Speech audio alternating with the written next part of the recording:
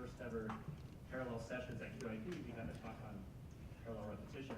I'm not sure if that's coincidence or not. But yeah, so I'm going to talk about work that I've done with Mohammad Bavarian and Vidick, and I'll talk about parallel repetition. So here's the roadmap for this talk. First, I'm going to describe the setup, which is games and parallel repetition. And then I'm going to describe something called Feige's counterexample, or in other words, why is parallel repetition a non-trivial subject. Then I'll talk about this anchoring transformation and our results, and I'll wrap up with some proof ideas. Okay, so I'm going to talk about two-player games to start with. In a two-player game, you have two parties called Alice and Bob. They can't communicate, but we allow them to share an entangled state. And these two parties interact with a referee. And what the referee does is sample a question pair, x and y, from some distribution mu, and sends x to Alice, y to Bob. And they both have to use some agreed upon strategy to output their answers A and B. And they might take advantage of their quantum entanglement, they might not. And they send it back to the referee, and the players win if X, Y, A, and B satisfy some predicate. So that's a two-player game. And in this talk, we'll also talk about games with more players, but the generalization is pretty straightforward. So given a game, we can talk about some quantities. So the first one is what I call the classical value of the game. This is denoted by val of G, and this is the maximum winning probability.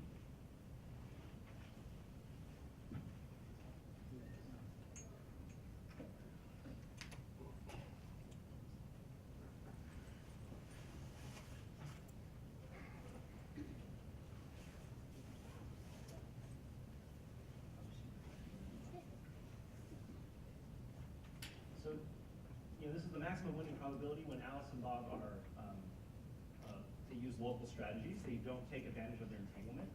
And without loss of generality, we can just assume in this case that their strategies are deterministic.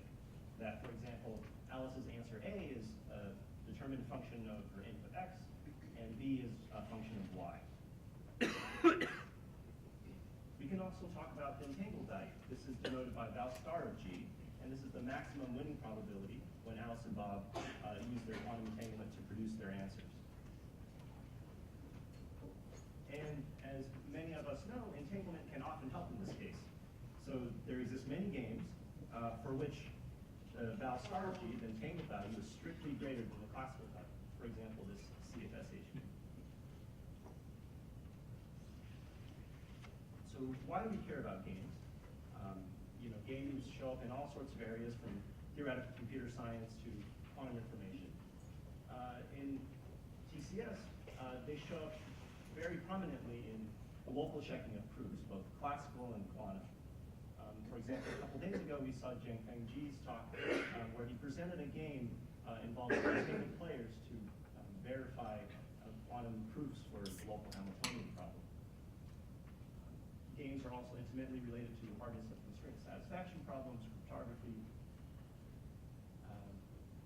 More relevant to this particular QIP is testing non-locality in quantum mechanics. So, these Bell tests, which we all know about, correspond very naturally to games. A Bell inequality is a bound on the classical value of a game, and a Bell inequality violation is a game for where the entangled value, val star of G, is strictly greater than val of G. And this recent loophole-free Bell test by Ronald Hansen's group is a two-player game in action. And related to this is recently this notion of device-independent information processing, for which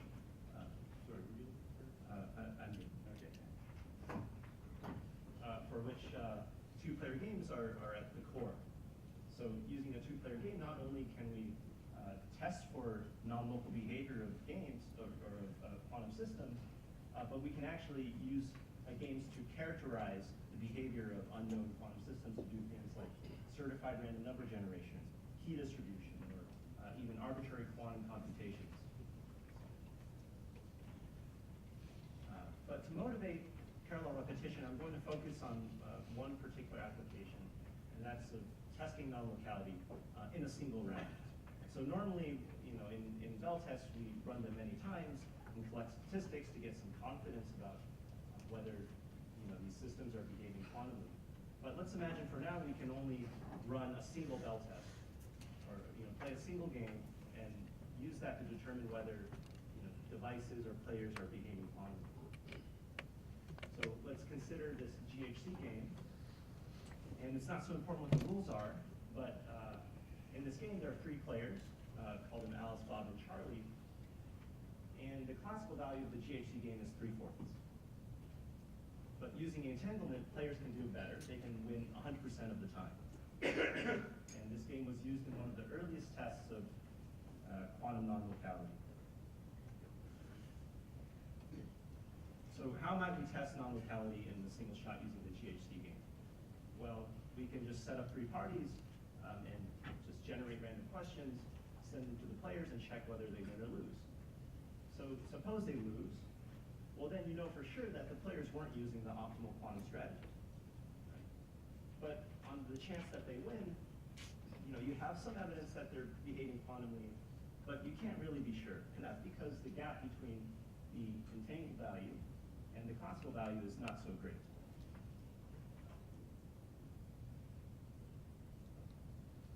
What you would like instead is maybe we can transform this GHC game into another game, G, where using entanglement, the players can win 100% of the time, but without it, they lose 99% of the time.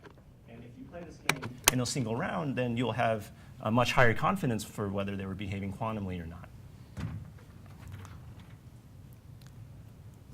And this process of transforming this game GHC to another game is called gap amplification. And that's because we're amplifying the gap between the entangled value and the classical value.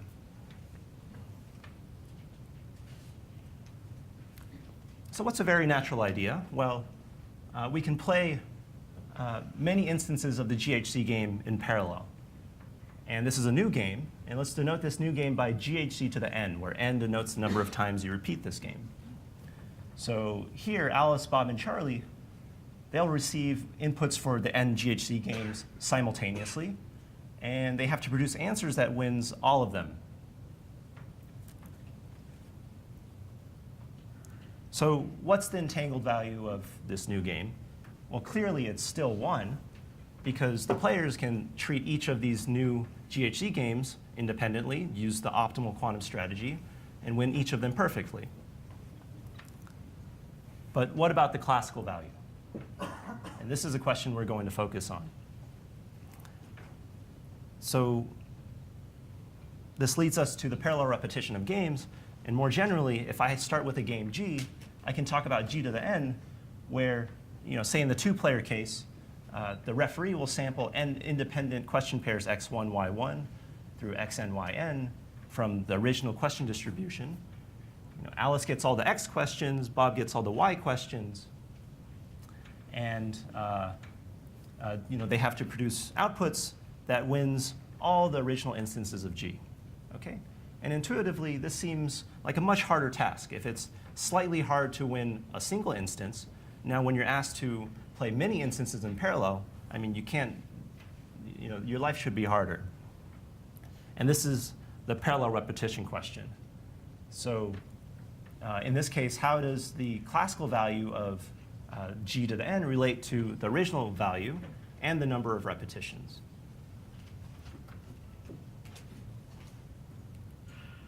So what do we know about this question? In 1995, Ron Raz proved what's known as the parallel repetition theorem. And this applies to 2-player games who are classical. They can't use entanglement. And what did he show? He showed that if you start with a game and the value of this game, the classical value, is less than 1, then when you repeat this game n times, the value of the repeated game goes down exponentially fast in n, goes to 0, okay, as you might expect. But even though this statement seems pretty intuitive, the proof is far from trivial. And this was one of the first applications of information theory to complexity theory. And since then, it's been enormously useful in the hardness of approximation, in cryptography. And now in quantum information, we're beginning to ask similar questions. And so since this theorem, there have been two major open questions.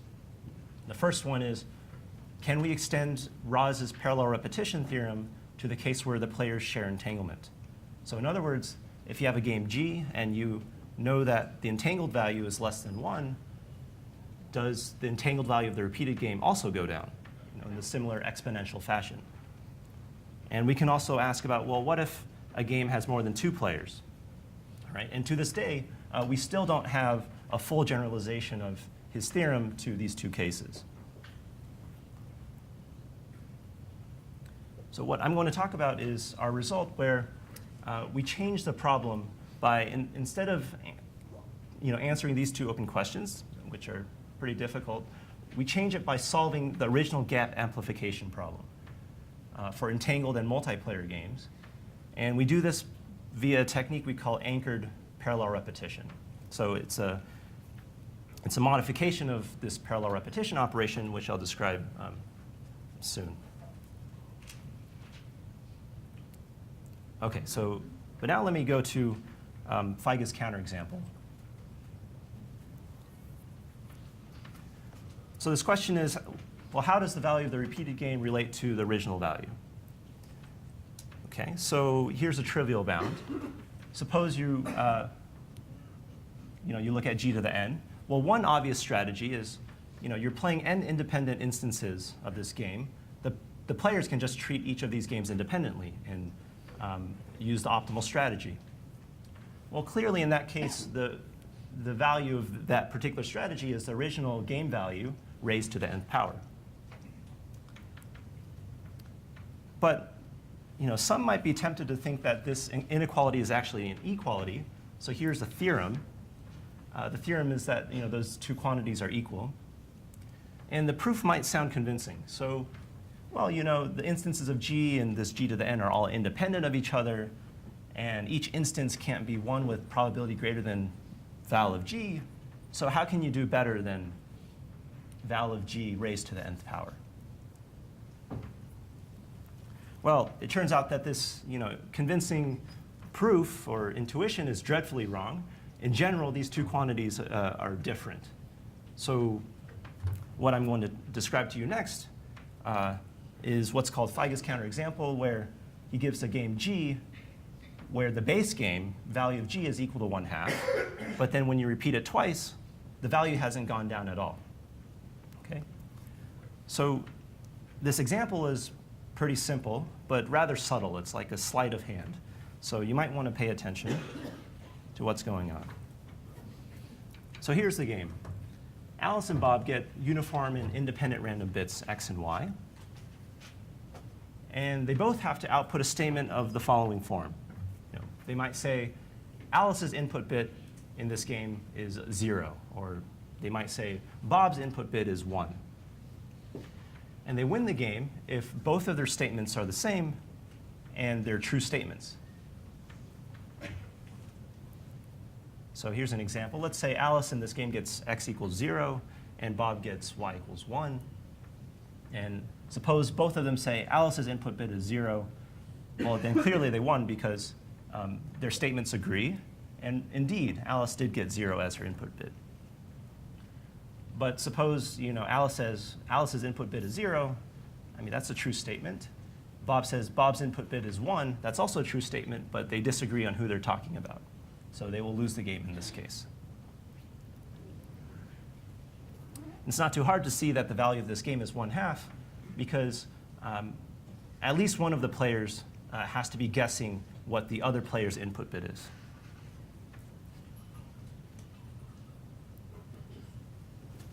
All right, so let's repeat this game. We have this game g squared. And here Alice will get x1, x2. Bob will get y1, y2. And now they both have to output two statements. And they'll have to say, someone's input bit in G1 is 1 or 0. Someone's input bit in G2 is 1 or 0. And the same game rules apply. Now, using this intuition that I described before, you would expect that the value of this repeated game is 1/4. But consider the following strategy for this repeated game. So here's what Alice will say. She'll say, Alice's input bit in the first game is x1. Well, this is certainly correct.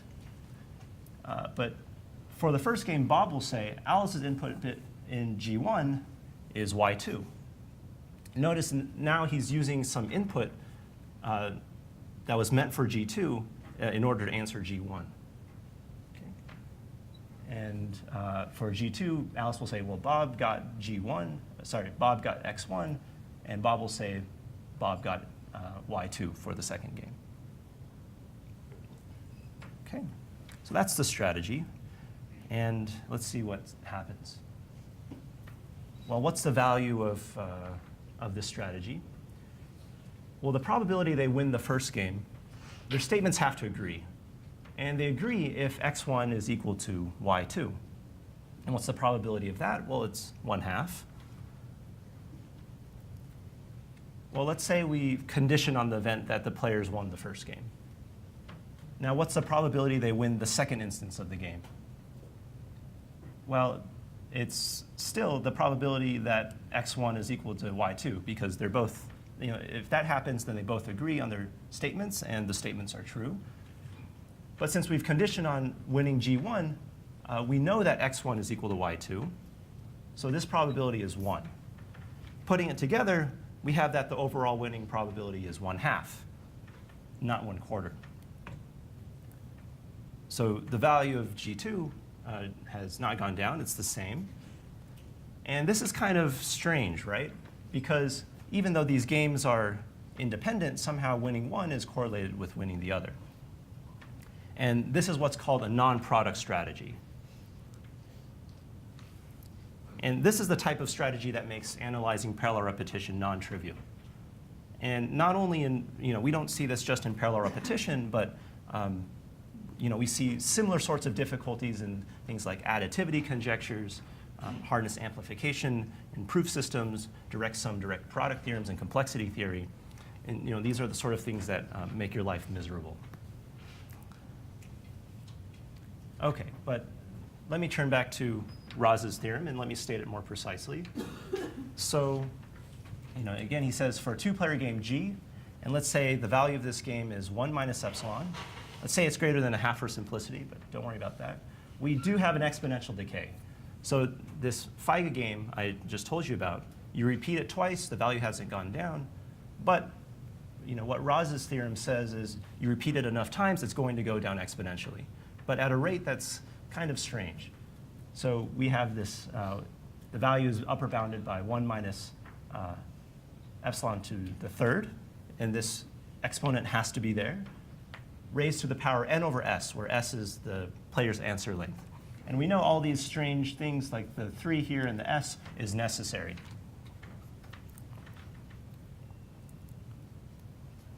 But like I mentioned, well, what about more than 2 players or entangled players? So let me just briefly talk about what's known. We do have some results on quantum parallel repetition, and we have them for special cases of games, for special types, and many types, in fact. We have results on XOR games, unique games, free games, so on.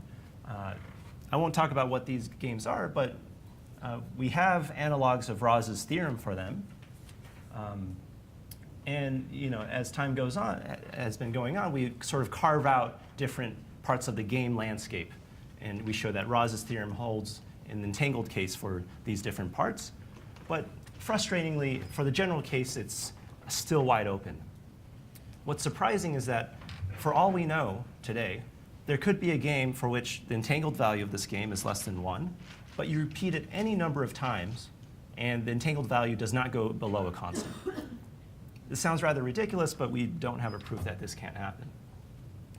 And in the multiplayer case, even less is known.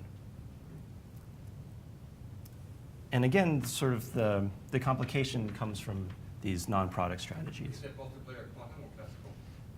Multiplayer classical. Yeah. Right. Yeah. Right, so like I said, we're going to change the problem and make it somewhat more tractable. And we do so by observing, for the purposes of gap amplification, taking one game and transforming it to another where we amplify the gap, this general parallel repetition theorem is unnecessary. Well, Raw's theorem says if you take a game G and take it to G to the n, this transformation performs gap amplification for two-player classical games. What we do is something slightly different. We present this anchoring transformation. We take a game G.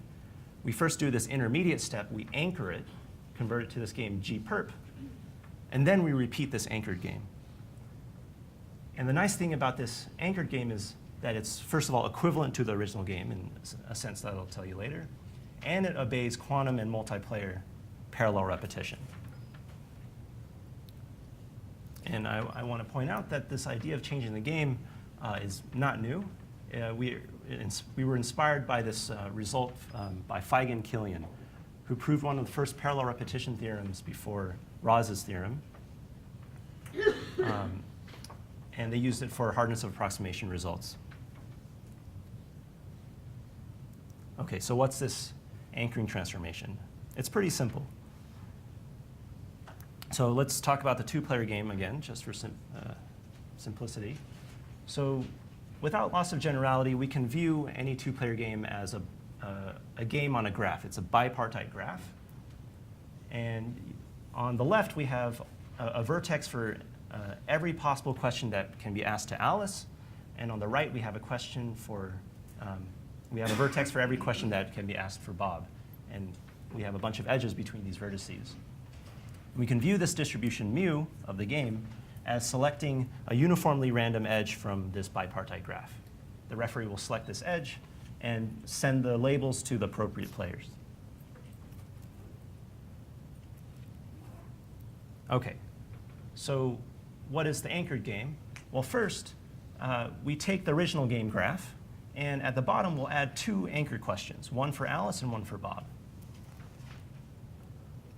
And then we'll connect these anchor questions to the rest of the game graph. So Alice's anchored question will be connected to all of Bob's questions. And Bob's anchored question will be connected to all of Alice's questions. And we'll add enough, this is a technical detail, but we'll add enough anchor edges so that at the end, in total, they form a small constant fraction of the total number of edges in this bipartite graph. So think of it as like 1% or an arbitrarily small constant. So now, in this new game, what the referee does is still select a uniformly random edge. Maybe sometimes this edge will come from one of these anchor edges, or sometimes it'll be one of the original game edges. Okay. And what are the game rules? Well, if either player receives an anchor question, then they automatically win, just for free. Otherwise, the referee will check according to G. So the original game could have n squared Right. edges, and it looks like you can't add more than order n. Right, so either you reweight them or you just add multi-edges. Yeah. But get only two anchors, one on each side, or you can add more than that? Let's say just two anchors. Or you can add more anchors. I guess that would be equivalent. Yeah. So here's another way of looking at it. More generally, for k-player games, the anchored version is, the referee will first select a bunch of questions from the game distribution. But then with some probability alpha, some small number alpha, each player's question will be independently flipped to an anchor question. Okay, and again, if any of them have their question flipped, then they win the game automatically. Otherwise, they play the original game. So that's a transformation. But what's special about this game, or what do we know about this game? The value of this game, this new game, both in the classical and the entangled setting, is very close to the original game. So we have that if alpha is small and k is the number of players, then the value of this anchor game is pretty close to the original value. And importantly, if the original value was 1, then the value of this anchored game is also 1. P alpha is, so if alpha is the anchoring probability, so like something very small, P alpha is 1 minus